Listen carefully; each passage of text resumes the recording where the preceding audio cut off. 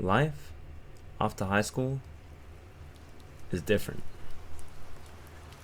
You would think it'd be better because you have all this free time. Like school's no longer taking up, like jailing you to those like selected parts of your day. You're not taken up Monday to Friday from those hours, but instead, with all the free time you're given, you jail yourself with your choices to just waste time now that you think you have time, and just spend it doing useless things like scrolling on Instagram, or like, I don't know, just sleeping all day.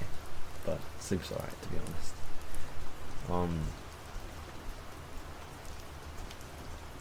I feel like as we leave school, they don't teach us, or we don't yet have the ability to manage our own time and be able to use it wisely. We don't realize how much of a skill that is, being able to use your time wisely and achieve what you want to achieve, but also not be burnt out. A lot of people go straight into uni and then they're just stuck in that school mindset, and it just burns them out, and I see it all the time. That's why people drop out a lot of the time.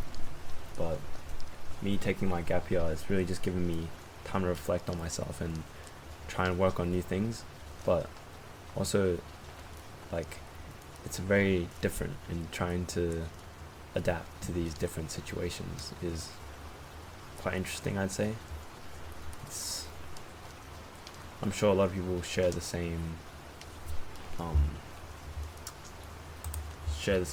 ideas, share the same thoughts that I have regarding life after high school, and just how rather than school being in charge of your life, it's you being in charge of your life.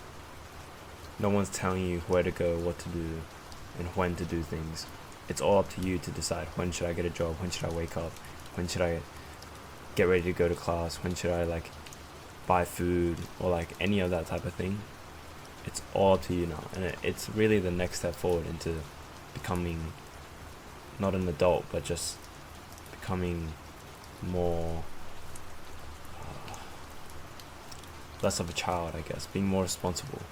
As you grow up, you realize you'll never be able to fit that role of being an adult. It's always just like a unreachable goal. It feels more like as time goes on, you just learn to be more and more responsible, and from other people's point of views, you might seem like an adult, but you will never have that feeling of being an adult. Because when you think of an adult, you'll think of either your parents or people older than you, people who are more wise and more responsible. But as time moves on, you will end up becoming more wise through your experiences, becoming more responsible through challenges and hurdles that you will have to face and get over in life. And that brings me to my next topic. Everyone is facing their own issues, and I just feel like people don't realize that everyone has their own life, and think that for some reason their petty issue is more important than other people's. I feel like a lot of the arguments people have, and like just in general anger people have towards each other, could easily be solved if they were in the other person's shoe, or even tried to just understand how it could look like from the other person's point of view and what they could be going through. And instead of putting yourself above other people, being able to ground yourself and be able to see things from other point of views, and rather than just believing that you're always in the right and you're you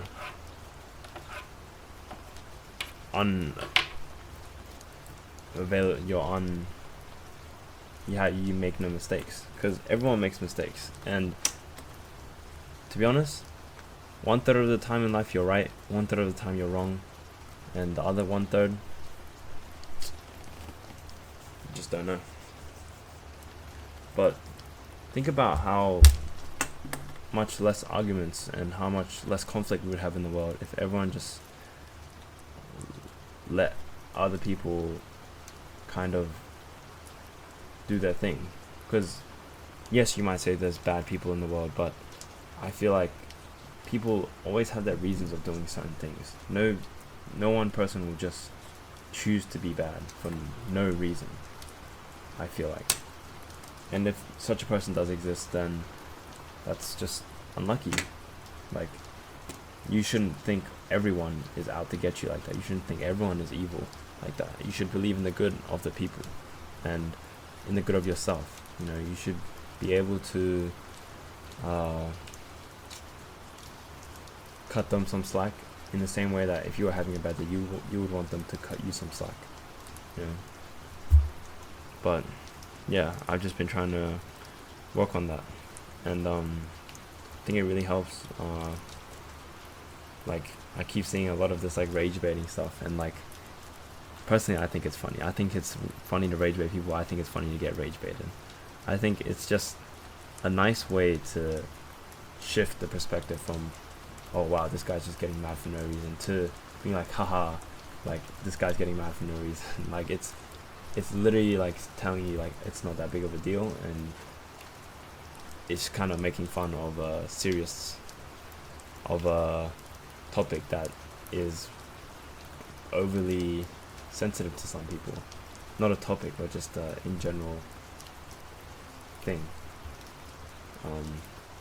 Yeah, I feel like anger is definitely not a emotion you should have or wear in general, or you wouldn't want to feel angry all the time, or just any time, to be honest. So being able to take a step back and realize, oh, maybe this guy's just rage baiting me, and then seeing the light in the darkness of that situation will really help you just